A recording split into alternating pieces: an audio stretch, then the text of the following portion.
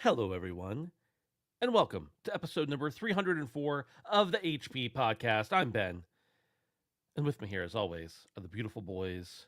Davey, you're up first. Hello. You're wearing that shirt I like again. Thanks, man. Yeah, I think about you guys every time I put it on. You think about it every time you take it off, too? You know that thing they say where when a man gets a compliment, like you could have gotten a compliment like 10 years ago, but it just sticks with you. That's my most recent one. So thanks, fellas. Wow. Yeah, Wow. like in ninth grade, a girl told me my eyes were pretty, and like when people are like, "What's the best compliment you've ever gotten?" I'm like, "It's that one." Like I don't even remember who it was. It's just nice to be appreciated, you know. Sure. I've probably got better compliments since then, but that's the one that like most resonated with me because ninth grade. It's weird. Yeah. Certain compliments just hit different, but like, Mm. yeah. But yeah, I'm good. I went to my first hockey game in like many years on the weekend, so that was cool. I haven't been to a live hockey game in I don't know how long, but it's cool to get back in the barn and see the boys. I went to an OHL hockey game. OHL is the Ontario Hockey League, and it's like 17, 18, and 19-year-old players. It's like the key driver into the NHL. Yeah. So yeah, you see future NHLers. It's kind of cool, and you pay $20. Whereas if I went to a Leafs game, Toronto Maple Leafs, minimum I would have to spend to get into that arena is like $300. So Right. Yeah. Yeah, I really love. I mean, I love live hockey, but I really like especially. I don't even know what divisions they are, but like anything that's above college, but not quite pro. I really like them because, like you mentioned, they're cheap, but also they're thirsty. They have something to fight for. big time. Like, Yeah. yeah, you make it in the NHL, and there's some brawlers in there. Don't get me wrong, but like when they're trying to get into the NHL, they're trying to make a name for themselves and get noticed. Mhm. So they're going to be the first one to drop a punch Absolutely. if need be. Yeah, it's Yeah. a good time. I'd like to go to a hockey game again soon. I don't know if it's going to happen this year or not, but um, I love live hockey. I used to go to a lot of games. I used to go to a lot of games back in college because they had a thing called Student Rush, and I could go to the Penguins games for $20 as long as I was willing to wait in line, and I would get whatever the best seats that needed filled were because they just want Damn. people in the seats. So a lot of times we'd sit up against the glass for $20. It was great. You just got to sit in a lawn chair outside in the freezing cold for like 8 hours to get in. No big deal. Brandon, how many hockey games have you been to recently? Go sports. Go sports. What was the last game I went to? I went to a high school volleyball game. That was probably the last game I went to. And then before that, I guess I went to a Pirates game. I don't know that I ever want to go to a Pirates game again or a baseball game again. It's just so fucking boring. And I guess it's a lot about, and maybe that's just me because I don't really care about the sport that much, but it's just so long. And maybe just hanging out is the fun. And I would agree with that if the beers weren't like $14 for like a single beer. It would be way more appealing, and I think like it could counterbalance the cheaper beer. People would buy more. Like if they made them cheaper, people would probably stay longer and Do you want drink that? more. I want that personally. Me, yes. That would heftily entice me to stay longer at a baseball game if I got to see drunk people fighting each other in the stands. Now that I'm saying it, it's probably a bad idea for Mhm. them. Mhm. But I guess that's why you tailgate, but I've never really done that either. I did that once at a concert, but never for a sporting event. But go sports, go hockey. Yeah, I So, asked you about hockey games, and you didn't mention a single hockey game. yeah, I don't know that I've ever watched a hockey game. What? At all? I Like, think even on most TV? Americans are fall into that boat. I think I've like seen it on TV, like when I've been at the bar or like somebody's had it on, but I've never like I don't even think I've watched half a game. Hmm. Maybe That's incredible. maybe a quarter of a game. If you consider how many times I glanced up at it, maybe it would be one quarter of one game. I have to say, Brandon, like your live sporting event experience with baseball, you couldn't have a more exciting experience than hockey. So if Correct. baseball is putting you off from going to a live sporting event, give hockey a try. If you can find a cheap ticket somewhere for something to do, I highly recommend it. It's so Yeah. fast. In 2006, I like would watch hockey games with my buddies, but was never really into it until one time somebody asked me about going to that student rush thing, which I was in college then. I had a student ID. It worked out, and ever since then, like ever since I went to that first game, I'm like, I get it now, and it's just so exciting. But baseball, I'm a casual baseball fan. Like I like baseball, but it's not like, it's not that it's whatever.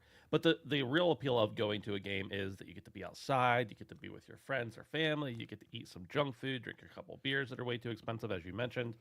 But I will say the slow part, that is the part that always bothered me. They have changed some rules in the last 2 years, I think.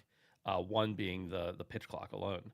And just the fact that the game moves so much faster now makes it way more enjoyable to be there in person. Yeah. Yeah. I think that maybe if they just like never stopped, like ever, it was just like, oh, you throw one ball, okay, and then he's getting ready to grab another ball and throw it as soon as he's done doing the other. Like if it just actually never stopped, and then the next guy's the same ball, but yeah. And then the next guy's running. No, but in this case, he has three. And then once he's hit it, then the next guy's already running up to the plate, and you got to get there before the guy tries to throw it. Yeah. So you just got to be ready for it. Maybe like extreme baseball. I'm cooking something up, boys. I'm cooking something up. And there has to be some sort of physical contact because America loves that. So I'm thinking I'm gonna have to put some thought into this. Maybe like an MMA angle where if someone's on the plate, you can like tap them out, or you can like break their arm to get them out, or something like that. I feel like that would sit well. I will say that even though hockey is usually revered as the most brutal, and of course, most brain injuries come from football, some of the craziest fights I've ever seen have been in baseball. They're never like knockdown drag out fights, but some of the just like, somebody gets hit with a ball and the whole team rushes the pitcher. Like that doesn't happen. I guess that doesn't happen that often, but when it does happen, it's insane, especially because it's baseball. Right. Yeah. Oh, boys. Lazy Wizard says, bring back basketball. No. We can tolerate talking about any sport, even soccer, but no basketball. I'd probably rather watch basketball than baseball, though. I'm a big basketball guy as you're well. both off the show. I'm off the show. Brendan. I'm the minority here. I'm off the show. Sorry. I have to quit. See you guys later. But I'll finish out this episode. This is the HP podcast. Okay, real quick. Hariz brings up the skates to the neck incidences. That's only happened twice that I know of. That guy died. It's brutal. One was recent. That one, I'm not sure if that was intentional or not, but it sure seemed like it from my perspective. And another one, years ago now. That one was rough. And they still haven't mandated neck guards. It's the craziest thing. Not in the U.S. or the North America. No. In some European leagues they have. Mm-hmm. But just make dollar skates, and then just walk around instead of like deck hockey. Just play deck hockey on the ice. It will work out really well, I'm sure. This is the HP podcast. We talk about video games and all sorts of nonsense while we're at it. You can check us out over on patreon.com/handsomephantom, where you can support us for as little as $1 a month. We appreciate having you there. Of course, most of our patrons over there are at the $5 a month level, and we appreciate that even more. But either way, if you want to support us, it really does help us not have to take any money out of our pockets to keep this show going. You can also join us over on Discord at handsomephantom.com/Discord, where you can hang out with a bunch of other weirdos. Excuse me. I said weirdos and I coughed. It feels like something in the universe told me I shouldn't have said that, but I don't think that's what it was. Hang out with us over at Discord for free. You don't have to pay anything to get in there. You just have to be a nice person, or at least tolerable if you're not nice. If you're not going to be nice, at least be tolerable. How's that? We don't really have any problems in the Discord, do we? No, not yet. Shout out to one of our Discord MVPs, Edward, for getting a new car today. It's a Nissan Sentra. Yeah. So it's almost a GTR. Almost. If you think about it. Pert near, slap a GTR sticker on it, and then you're 3/4 of the way there. That's what I'm saying. I know you could get one off Temu. Yeah. I just know it. Oh, man. Okay. Let's talk about the Game Awards nominees, boys. I don't even know how we want to take this. I even haven't even fully examined all of the categories here, but we do this every year. The Game Awards don't matter. They matter from a sales perspective, but there's some nice industry cred. It's nice to see some people get recognized, but we know it. You know, it's like the Grammys, like the Oscars. It's a lot of it's political and in nature. And I don't mean like U.S. politics. I mean like it's a game to some extent. I think, but let's just talk about the nominees. There's been some consternation over Game of the Year this year. Let's start off with Game of the Year, and then we can go through the categories and just talk about them a little bit, I guess. Can I say one thing? Can I say one thing real quick? This is one of the yes. Literally, this website fucking sucks. Really? This website is awful. I hate it. That's all. I think it's fine. Like, sure, you're allowed to have that opinion. It does annoy me every time you click a category. And then when you go back, you expect to see all the categories, but instead that's what I'm. Takes, yeah. Thank you, Dave. I know what you're that's talking about. literally my biggest problem. It's like, oh no, you can't go back. You must click something specific. Not like every other website ever works, but it's fine. Let's talk about Game of the Year nominees. We got Astrobot, Balatro, Black Myth Wukong, Elden Ring Shadow of the Erdtree, Final Fantasy VII Rebirth, and Metaphor Refantasio. I'm being told my mic is quiet. Is that true, boys?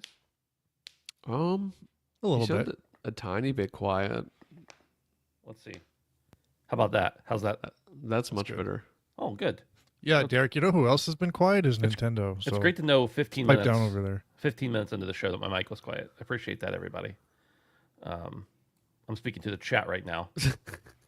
Idiots. Thanks for waiting 15 minutes. No, thank you. Thanks for letting me know. Some interesting noms this year's, boys. A lot of discourse online. We have things like Astrobot, a solid platformer, but maybe in a stronger year, maybe would have never been nominated. We have games like Balatro that have really sent a rift throughout the gaming sphere on what should and should not be considered a Game of the Year contender. To which I say, of course, Balatro should be. That's a moronic take to think that it couldn't be, even if it was made by one person. It pushes the industry in a good direction, in a direction that hasn't been pushed before. It has a unique twist, and I think the game's great. The other ones are not as surprising to see in the Game of the Year contender spot, with the exception of Shadow of the Erdtree. That also has caused a lot of drama, a lot of waves. People saying that there should be a DLC category. There should be, but there's not, and that's exactly why it got nominated. So even though there used to be a DLC category, I don't know. I feel like there was, but I can't substantiate that. But my complaint with that specifically, the Shadow of the Erdtree, is that whether or not people agree or disagree that it should be put in here, and I'm in agreement that it probably shouldn't, but it's okay that it is, and I'm going to say why. Because there isn't a DLC category. If there was, that's where it's supposed to go. But because there's not, it should be here. Does it really make it fair for other games that it may be pushed out? No, but that's just the reality of the landscape. And it does deserve to be of that sort of praise. But I think it's more of an issue with the formatting of the show and less of an issue with the game itself. So the gripe should not be with the people that voted for it or the people that support it being in this spot. It should be with the people that organized the show for allowing this sort of thing to be had and not a separate category be made altogether. So my opinion specifically on Erdtree is it kind of sucks that they changed. I mean, maybe this was always okay, but they specifically changed the rules this year to make that because they knew that was getting nominated, right? Like, I don't think that was specifically outlined in years past, and then this year it specifically outlines that it can be. I don't really have a problem because I don't care one way or another. Like, it'd be nice if there was something else in there that give a little shine to a new game, but there's no doubt that Erdtree was phenomenal and everybody loved it. But my thought on it is, like, the fact that you have to play a lot, not just a little bit. You don't just have to own a different game. You have to play a lot of a different game to be able to play Erdtree at all. And you could make the case that, okay, you need to play the first game in a series for a sequel to be nominated or to be played or whatever like that. I don't really vibe with that because like you could jump in and play the third iteration of a game without having played the first two. It just might not be as good to you. The fact that you must own another game in order to play this game, that's my biggest contention. But again, I don't actually care. Dave, any discourse on Erdtree? No, I'm with you guys. I don't like it. I think Elden Ring has had its time to shine, and it's probably. I feel like there are other games that you could make a case that should be in there. Like it's not like there was a shortage of other good games this year. I feel like Stellar Blades, as an example, kind of got snubbed, and yeah, I don't like the idea that DLC is up there with in that category in general. Yeah, I don't really have any more to add than what you guys said. But yeah, it's kind of a weak crop altogether, in my opinion. Not saying there aren't great games in there, but I'm looking out through some of the other categories. It's like best action adventure game. You had like Star Wars Outlaws, and there was another one in there that was just like, okay, they're literally just picking stuff to put in there. Yeah, I don't know. But the one category I look at, and I'm like, if you told me this was game of the year, I would believe you. It was best action game with Wukong, Helldivers 2, Stellar Blade, Warhammer. There's another, like, I don't know. I feel like Warhammer had a lot more pull this year than some of the other stuff I'm seeing. But I mean, at the end of the day, you're right, Ben. This is just a sales thing. It's not something to put too much stock into. So yeah, but I don't like DLC being in there for sure. Yeah.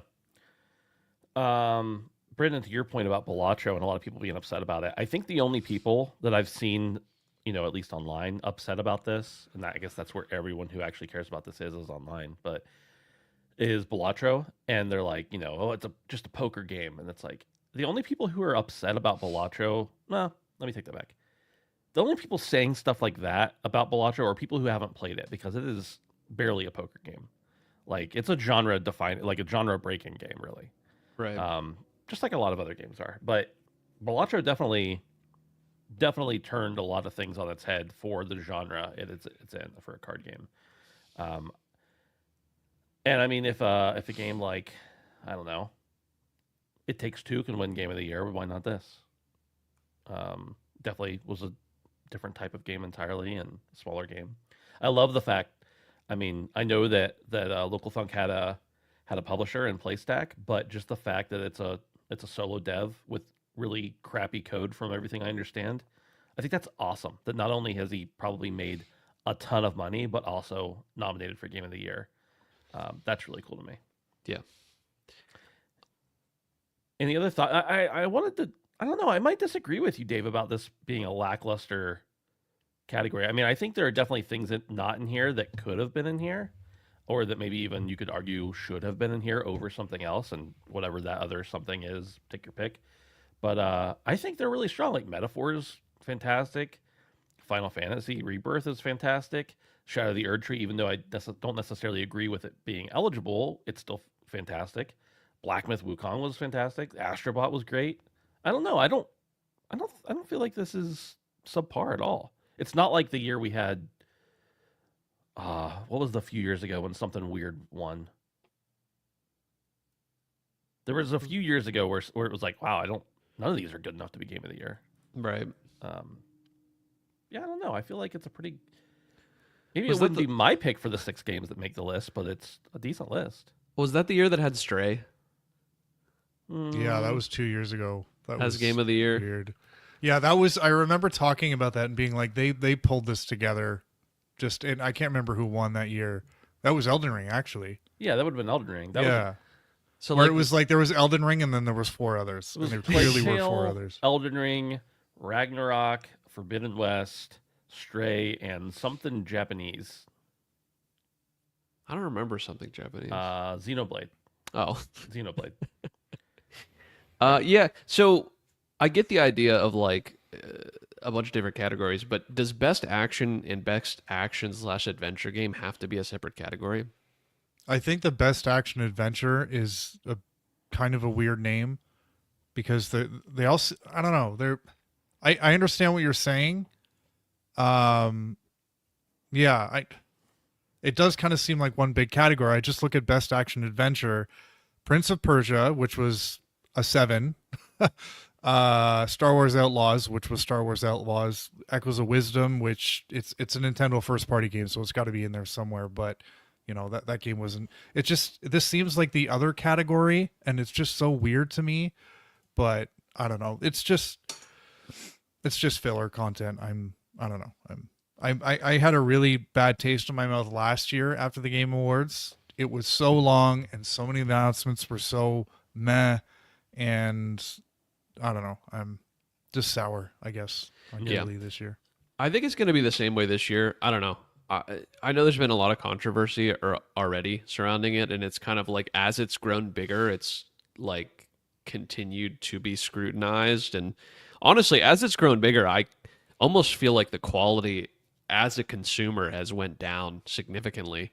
Um, but yeah, I don't know. We'll see. We'll see. I highly doubt we're going to get Please Wrap It Up this year. I mean, I bet maybe we they're will. probably they're I bet we probably do. going to say something different. like I don't know, just because it's become such a meme now. Um, but I'm really glad to see that Helldivers didn't get completely snubbed. I think they are a shoo-in for best multiplayer. I think that all the other things are just kind of like good and solid, but I really hope they win that just for the sake of the game getting its recognition. Yeah. Because it was so early in the year, I feel like sometimes when games come out that early in the year, it almost doesn't feel like they came out this year, but it's been such a strong presence all year, and it's had ups and downs. But Speaking of being too late or too early, like time of year, was Dragon Age not eligible? Do you guys know how this works? Because I didn't see it anywhere.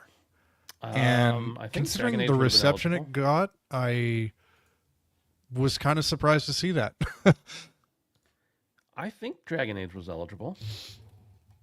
did it get As far nominated as for timeline. anything? Innovation and accessibility.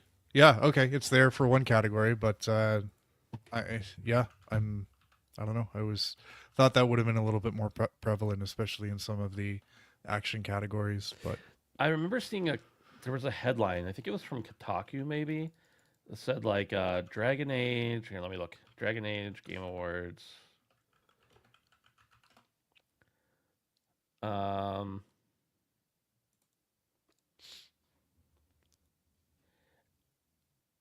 maybe this was just a bait on Twitter. I don't know, but I think it said something along the lines of like Dragon Age, a game specifically engineered to appease Game Awards judges, misses all the nominations or something like that. And I'm like, maybe that's why, right, you know, like yeah, because it was too on the nose. I don't know.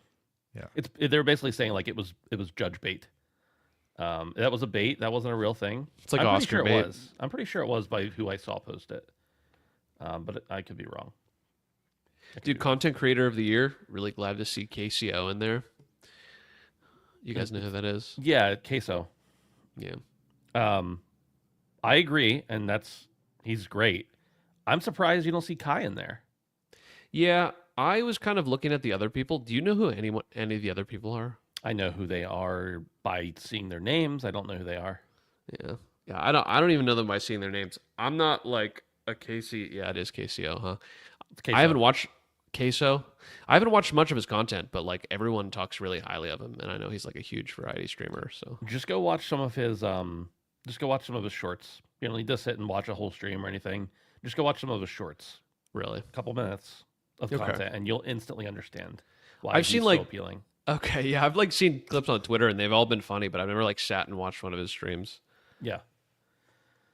What else here? Let's look at the indie games. That's what we like to talk about, right? Let's see. Best debut indie game and best independent game. Now let's see if they actually got it right this year. Last year, of course, they put in indie games that were not indie games, but they had the right vibe apparently. Best debut indie game: Animal Well, Balatro, Manor Lords, Pacific Drive, and Plucky Squire.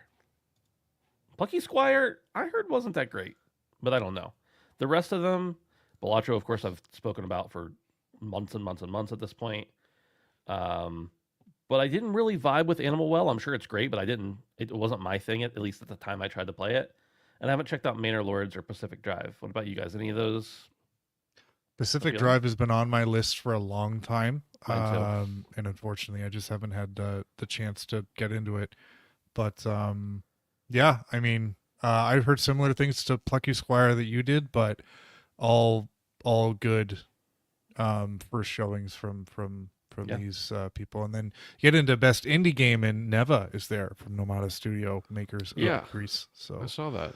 yeah, good to see that on there. But And they also snagged a best art direction, I think, for Neva as well. good. Did you play that yet, Dave? No, not yet. Okay, I didn't think so. But any other categories you guys just want to chat about? It's always fun to just talk about this stuff, even if it doesn't matter. I'm trying to see if I know any of the esports athletes. Probably not. Yeah, again, one of the categories I'm most interested in is best action game. Gonna go back in there. Best action game, which is Black Myth Wukong, Call of Duty Black Ops, Helldivers 2, Stellar Blade, and Warhammer. Like those to me are the heavy hitters. And the like again, if you told me that was game of the year, I wouldn't notice. The only one I would raise my eyebrow at is Call of Duty, because that's a game that just traditionally isn't nominated very much. But I mean, we were talking about these games all through the year, one after another. So I suspect Black Myth is going to take it just because. But I mean, if any of those won it, I wouldn't be surprised at all. But I'll be very interested to see who takes that one home. Yeah. Yeah, honestly, I'm apt to be really interested in the best art category, best art direction. I think any of them aside from Astrobot could easily take it. Not that Astrobot's art direction isn't good. It's just like standard. I don't know. It just seems like okay. And all the other ones are so stand out in comparison. So Yeah. I have a feeling that we don't see Metaphor get Game of the Year or Game Direction. I have a feeling it'll either get Best Narrative or Best Art Direction. And can we, for 1 year, just drop the pretense that Game of the Year and Best Game Direction always having the same nominees? That Best Game Direction isn't just the consolation prize for Game of the Year. right. Like, that's very obvious to me. That if you don't win Game of the Year, if you win Best Game Direction, you basically got second place in Game of the Year. Right. Like, that just seems very obvious. Yeah. Also, I guess Metaphor could take best RPG as well. I think it'll take a lot that it was nominated for. I just don't. I don't know. I'd really love to see Rebirth take Game of the Year, although I think it's probably got too much anti-recency bias. You know, the opposite of recency bias. People have forgotten about it by this point, but Right. Also, Dragon's Dogma 2. Not getting anything but best RPG. Kind of interesting. That game kind of came and went. Yeah, the game fell off real quick. Real bad. People stopped talking about it really quickly. So, okay. If there's anything else you guys want to draw out, I'm happy to talk about it. Otherwise, we can move on. Moving on. That's it. Let's talk about this one. Sony potentially being interested in From Software. This comes from Forbes. Sony may be poised to have another major weapon in its arsenal. Reuters is reporting that Sony is in talks to acquire Kadokawa, the parent company of From Software, which is the developer of games like Elden Ring and Dark Souls. The report says that talks are ongoing and a deal could manifest in a matter of weeks. Sony already has a 2% stake in Kadokawa and a 14% stake in From Software itself, but this would bring both entirely under its wing. However, Sony owned FromSoft games would not be the only result of this acquisition, as it would be yet another path for Sony to control manga and anime properties when they are already an enormous powerhouse in that segment, owning the likes of anime streaming service Crunchyroll, which already absorbed another anime staple, Funimation, in the last few years. As for how owning From Software would affect PlayStation, the obvious idea is that it's entirely possible that future From Software games could and/or would be PlayStation exclusives released on PS5 or PS6, but not on Xbox like Elden Ring was. That could also affect new PC releases, as instead of launching on Steam day one, a FromSoft game could use Sony's delayed PC release schedule and not land there until much later. Boys, what do you think about this? That speculation, by the way, about the delayed release and no Xbox, that was not mine. That was from Forbes. But what do you think about? Is this a good idea, bad idea? So normally with this kind of thing, I'd kind of be like, okay, cool, but I'll believe it when I see it. But as Alex just pointed out, Katakawa confirmed this morning that this is actually happening, and I think the fact that they've actually come forth and said yes, we're looking into this, makes it feel a lot more real than it is right now. So I think, looking at it as rumor or speculation is selling ourselves a bit short, because it sounds like this is something that is a very real possibility. And considering that Sony already has an ownership stake, these aren't two new dance partners. These are people that have worked together before. So it's I suspect this is more Sony going after anime distribution. I know, we look at it from a video game standpoint, and through that lens, we want to talk about From Software, but it sounds like the crux of the deal is for anime and manga, which is huge. Like it's big things. So I guess I wonder, what is it going to mean for our world? Is it going to simply mean maybe we'll see a lot more higher quality anime games come to PlayStation and PC, or will this mean a change for future From Software releases? And I don't really know. One of the things I do wonder is From hasn't published any of their own games. They've always found other publishers, whether it be Bandai Namco or Activision or Sony. What happens to the IPs where From owns the IPs, but the publishing rights, like Sekiro as an example, if Sony owns From Software, is Sekiro dead and gone? Is it a Sunset Overdrive kind of situation where we potentially see franchises that are just going to go dormant? I don't know if anyone was really expecting like a sequel to Sekiro, but just as an example, I do wonder what that means for some of From Software's back catalog. So yeah, interesting situation. Sounds like it's going to be a thing that could very likely happen.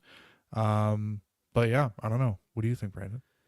Yeah, I think that Katakawa said this morning they got the offer. I think that's kind of what they confirmed, was that they got the hey, we're interested type of business. I think that's really all that's been had from it.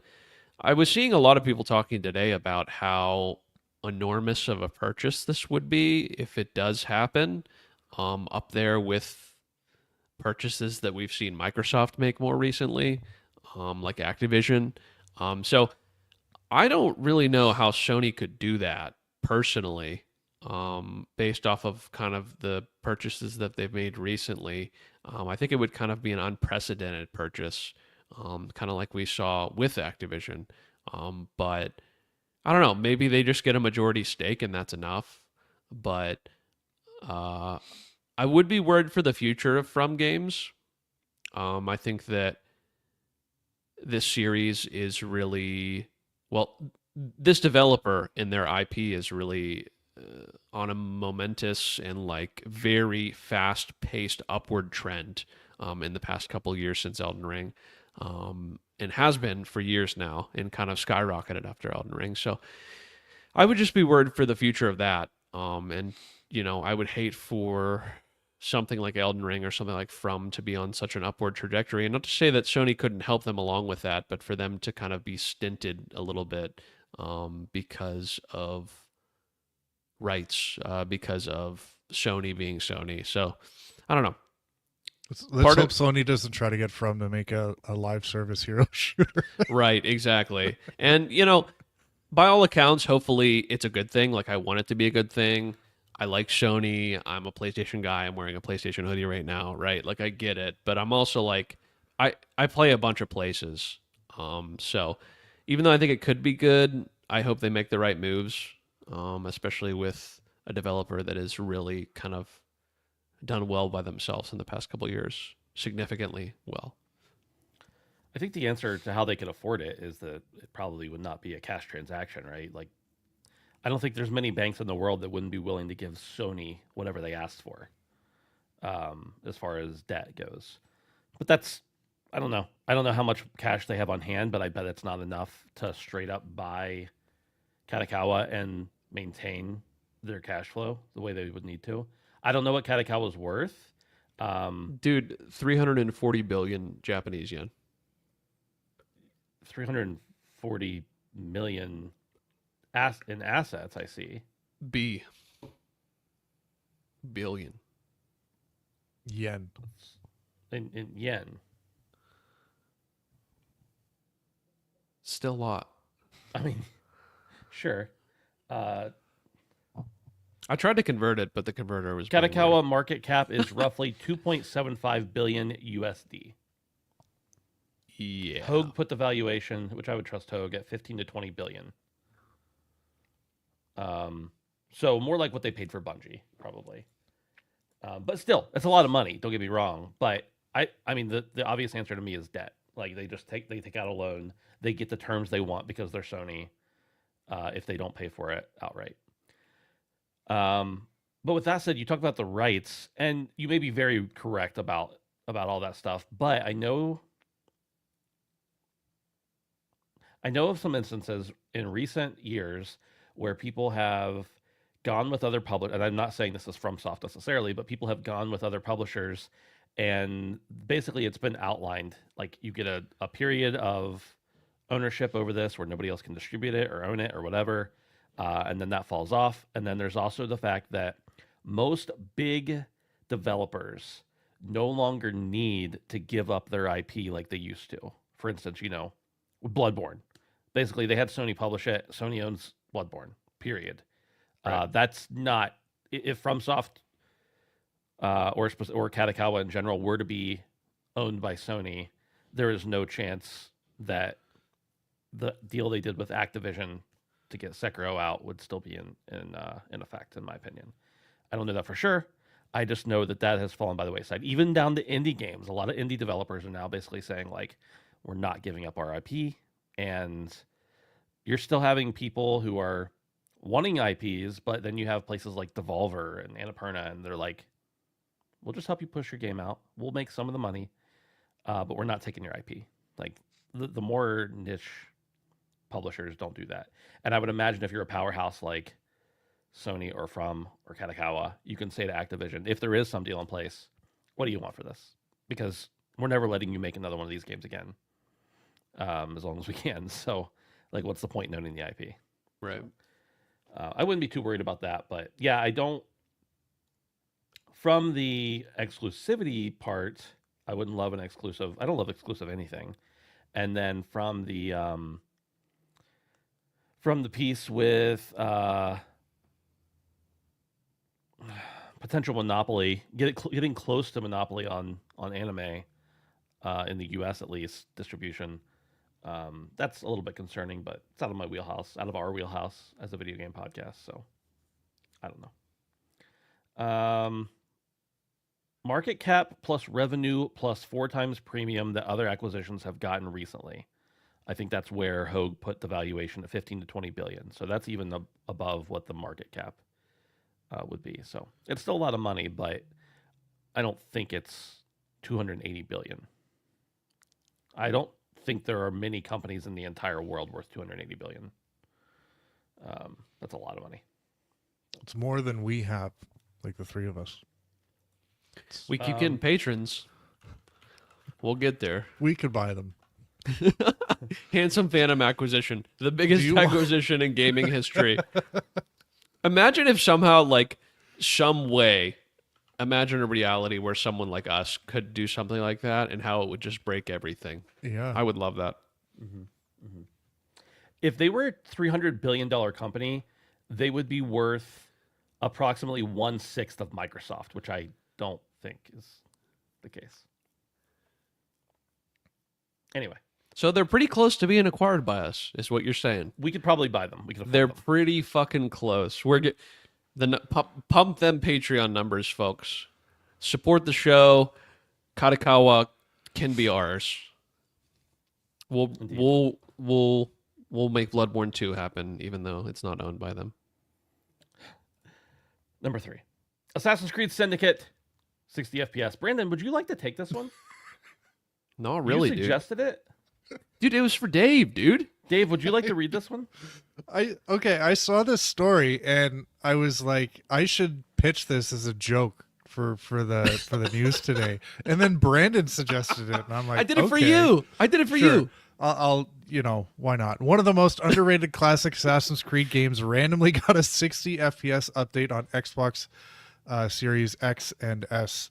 It's the perfect time to visit one of 2015's most underappreciated games. Assassin's Creed Syndicate now runs at 60 FPS on Xbox Series X and S and PlayStation 5, thanks to a free update from developer and publisher Ubisoft. You all wanted it and you got it. This entry in the Assassin's Creed franchise is the last of an older classic style before the series began a more heavily exploring role-playing game elements. While the game was playable on modern consoles thanks to backward compatibility, it was previously locked to 30 FPS, making it feel and look slower compared to many other games.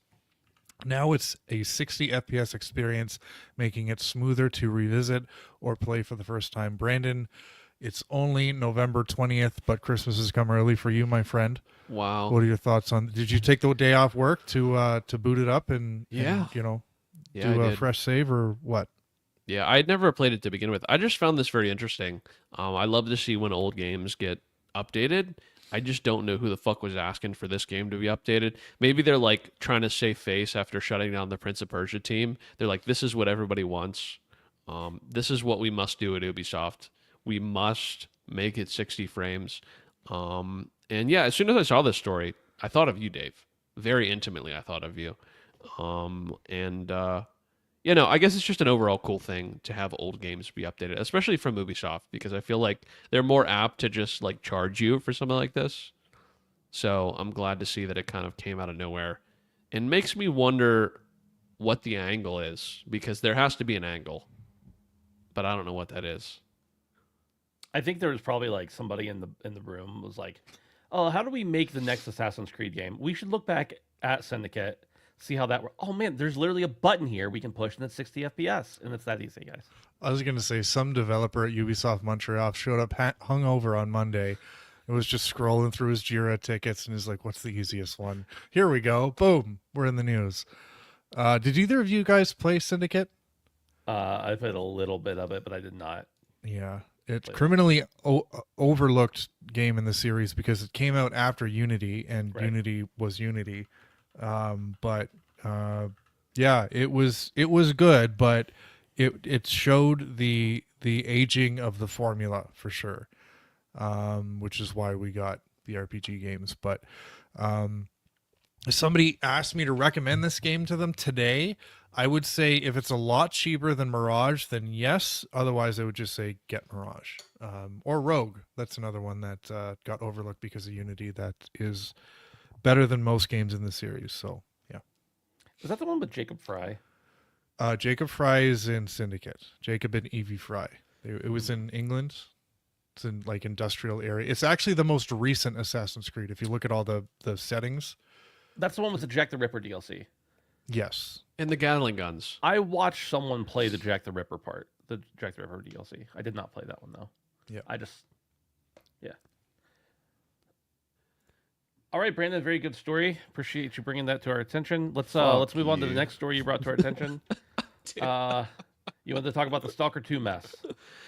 Yeah, Stalker 2 came out. I honestly was kind of looking forward to this game, having known very little about the first one and only heard someone I work with or used to work with talk very highly of the first one.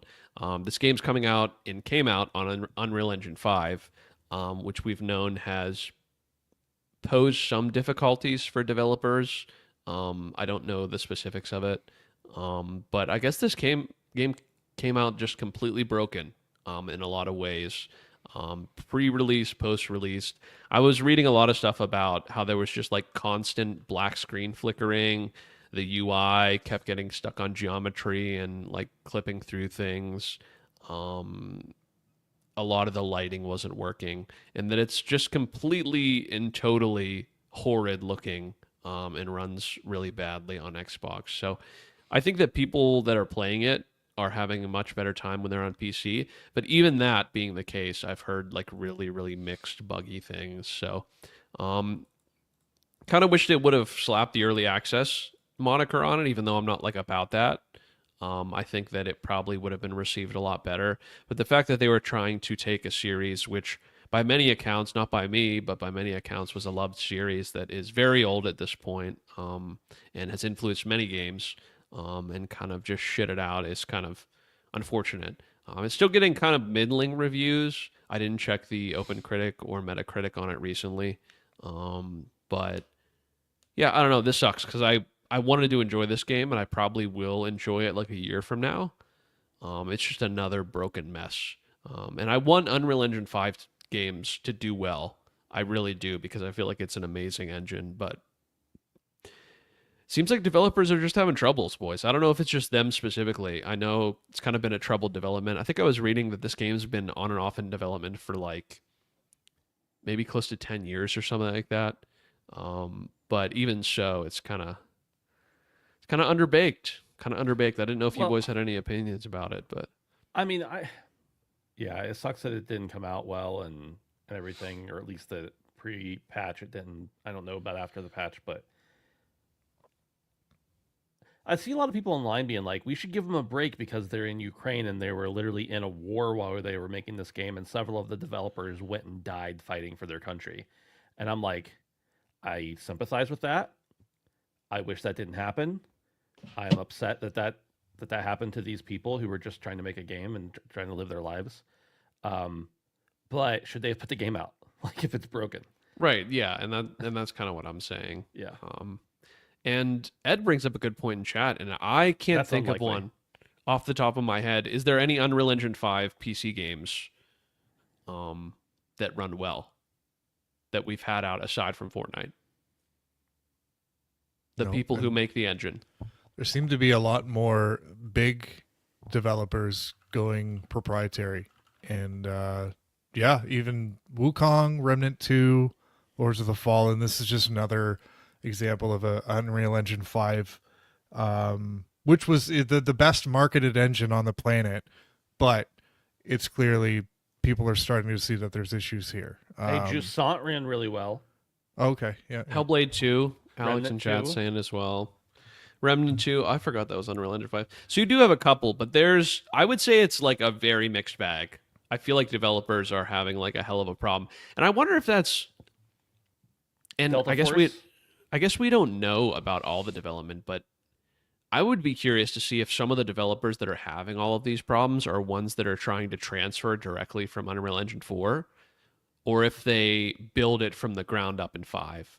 Because I wouldn't be surprised, and now this is me just like talking out my ass right now, but I wouldn't be surprised if the ones that have tried to do the transfer have had nothing but problems. And I don't want to give them a pass, but I mean, it sounds likely to me.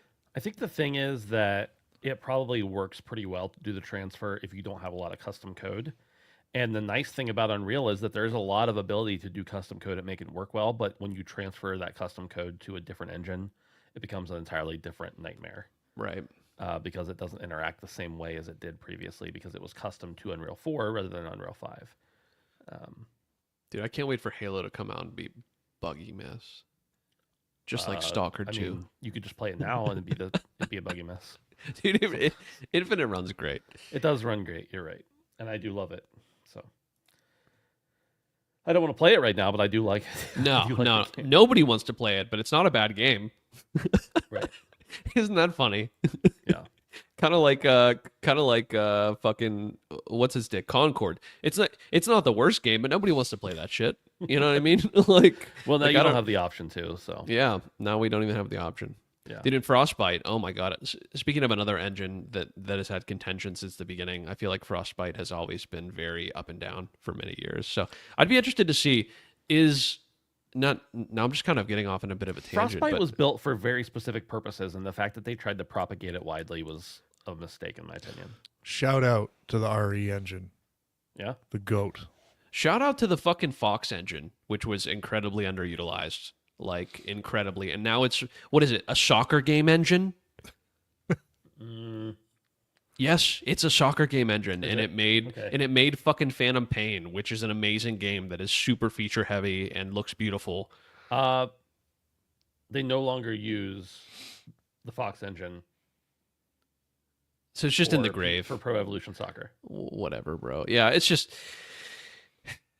another sad story here. Ukrainian or not. It's tough, man. I wanted the idea of this game, the idea of the first one, and I saw a lot of people talking online. Someone brought up in chat that it wouldn't be a Stalker game if it didn't come out like a buggy mess, and That's like true. we all talk about things like, Bethesda games. Yes, of Euro course they're Jacob. going to be buggy. Yeah, Euro Jacob. And like, I guess the first one had a lot of like fan made fixes with mods and stuff, which is fine. But it being a full price game and just being broken at launch is kind of discouraging as usual. So this was actually the last game for the year that I was looking forward to, and now I probably won't even be playing it this year. So now you get to save some cash. Indiana Jones, man. No? Yeah. Oh, that's true. That's true. I guess. Yeah, I'm excited for that. I just keep forgetting about it. I'm excited for it too. Brandon, there's this game that you should probably check out. It's called Red Dead Redemption 2. Dude, I know. I've heard awesome things. You know the KSI song In the Thick of It or Thick No. of It? I don't. It's like this meme song that's coming out by this guy KSI. He's one of the guys that does the I know Prime who drink. KSI is.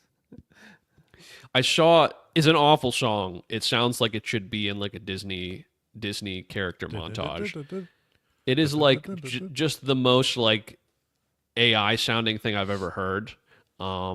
But somebody did Red Dead Redemption 2, Thick of It, with Arthur Morgan, and it did something for me. I'm not gonna lie. I was laying in bed watching it last night, and I felt something in my loins.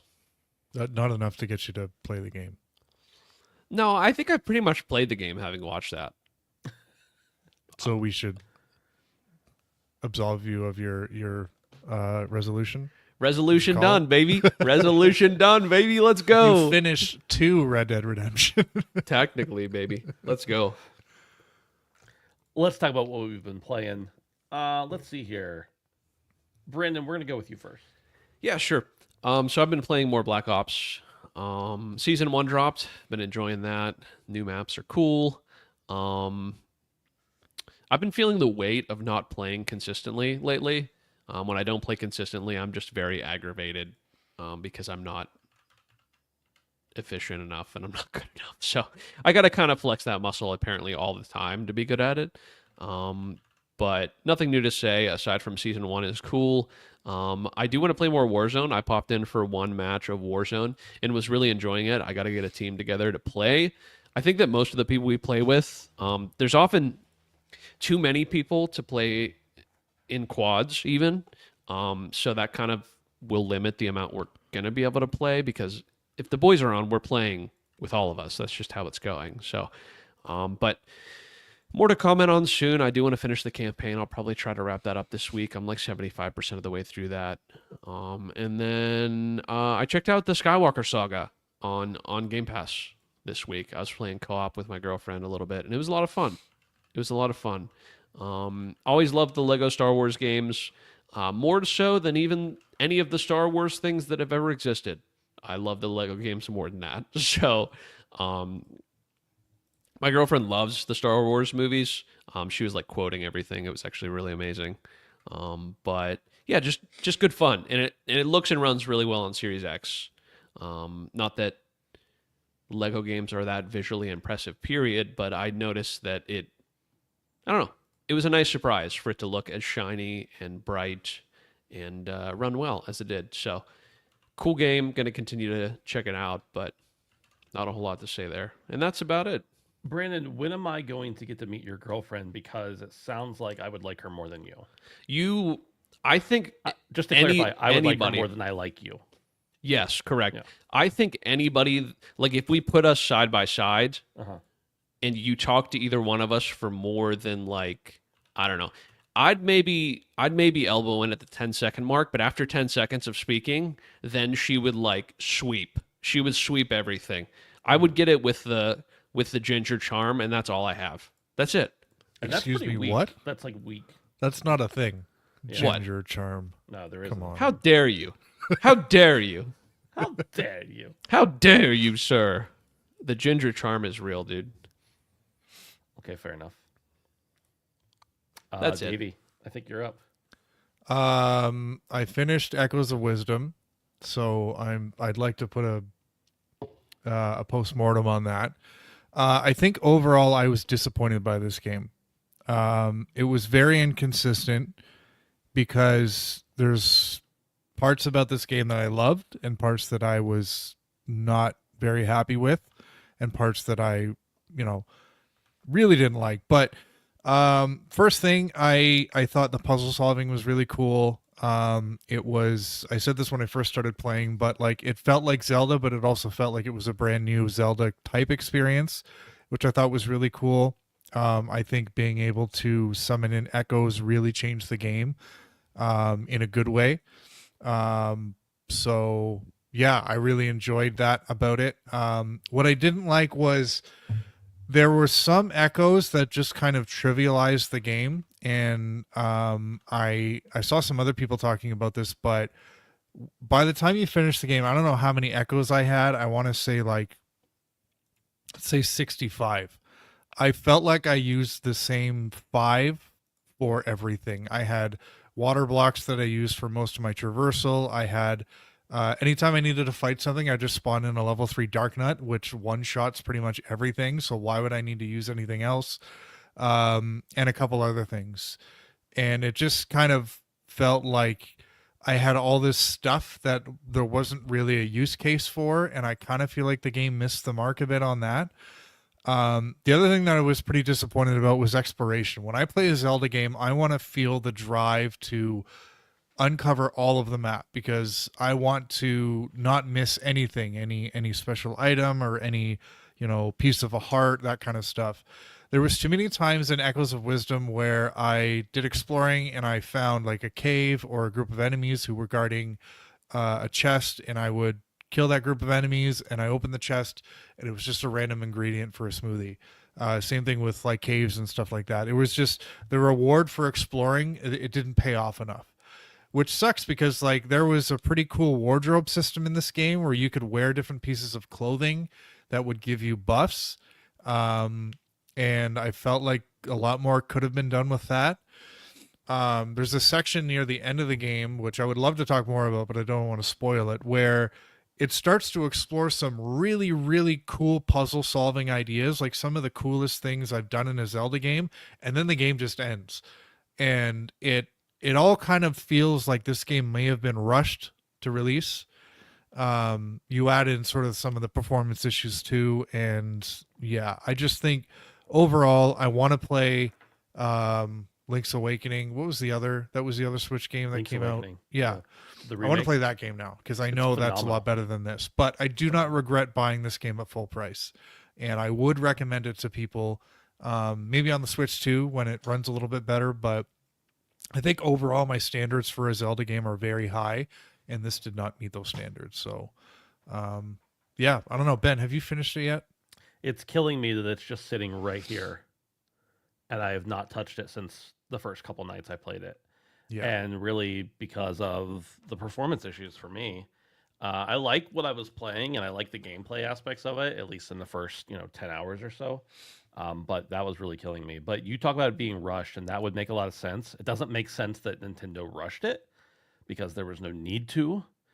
It does make sense from the fact that they knew everybody was still going to buy it, but it is disappointing in general that this game does not seem to have much of it doesn't seem to have real long legs on it. And I will be interested to see what happens when the Switch 2 comes out, how much it boosts performance and everything.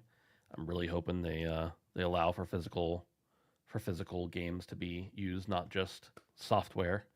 But we'll see. But no, I haven't finished it, and it's killing me that I haven't, because as someone who has played almost every single Zelda game, I really, really, really wanted to play it, and I still will. But the Right. performance is the nights I was playing it, at least it was making me ill, and I didn't. All right. Yeah. When I started playing it, I was playing docked, and then I switched to handheld, and I found that either I wasn't noticing it as much because I got used to it, or it was just better on handheld. But yeah, in any case, it was borderline unacceptable.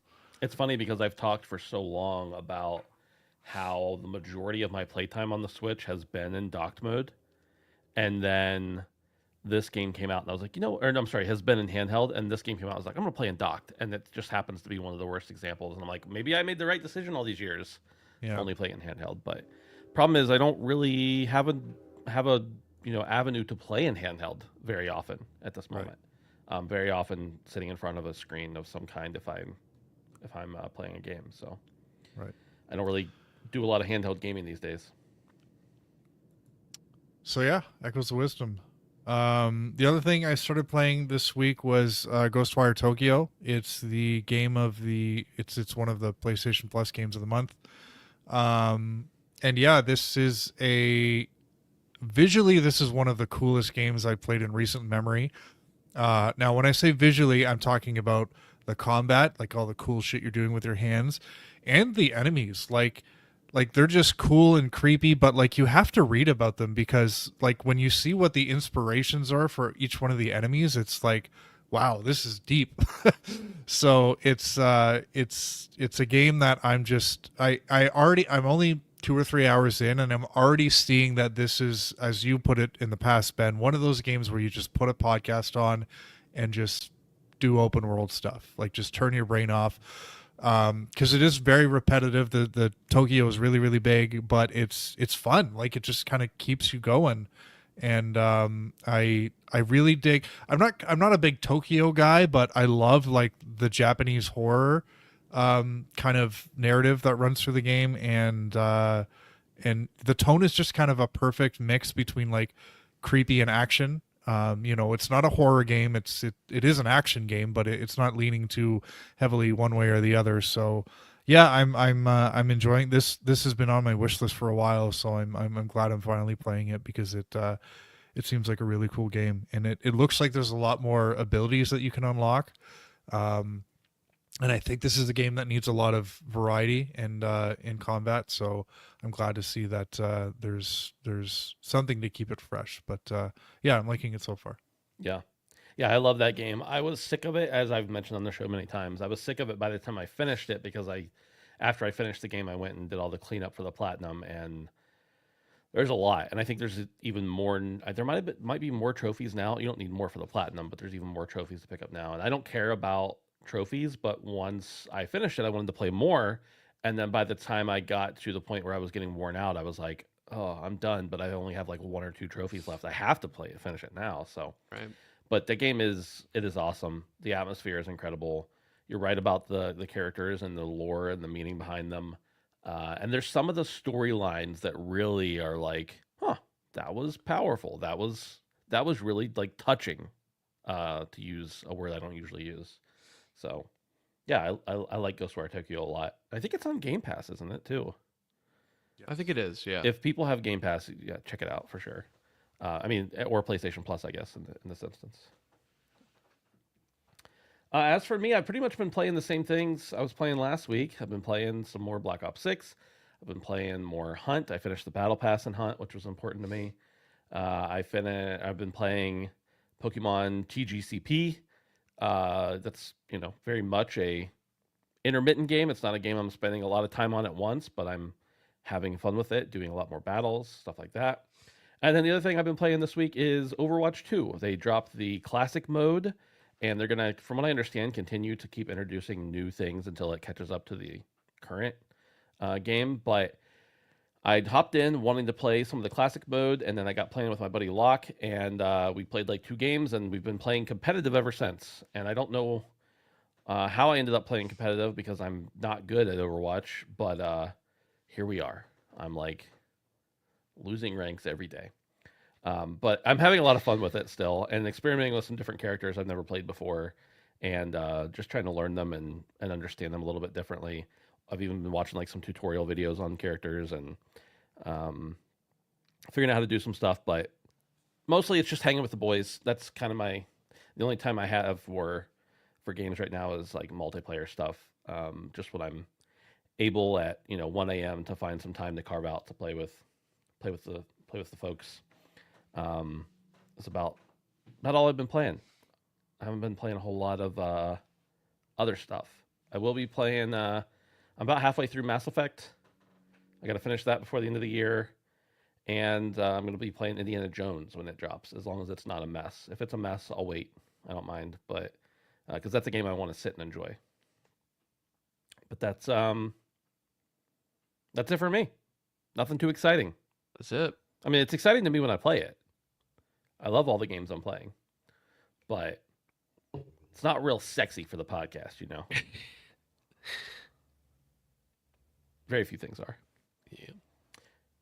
And that's all we got. That's all we got for the show. Nice short one, the fabled short show. Hour 10. Hour 10, not too I bad. don't know that that's the short show. Well, it The says hour fabled- 8. 3 minutes of that was intro. So, I mean, you know. The fabled short show would be a 45-minute show, which That's will true. never happen. No. Man, it would have to be a really dry time in the industry. Dude, I mean, even more dry than it is right now. Right. Yeah. Drier right. than a nun. Drier than fucking 60 Frame Syndicate. Bro, that was maybe the I was most kind of saltine- excited. I'm like, is Brandon like, is he a closeted AC fan or what's going on? Don't here? ever But- fucking say that about me. that was like the most saltine, dry news story we've ever done on the show. Oh no. I was presented well, that's for sure. That's true. Yeah, whoever did that was great. Also, Derek says happy 17th anniversary to Mass Effect. Derek, you're going to get banned from chat the next time you bring up a Switch rumor. Just so you know. Time him out. Mods. Mods, time him out, please. All right, everybody. That's it. Have a good night. We'll see you next week Bye. on Tuesday night. Goodbye. Am I ending the stream here? Yeah, I'm ending the stream.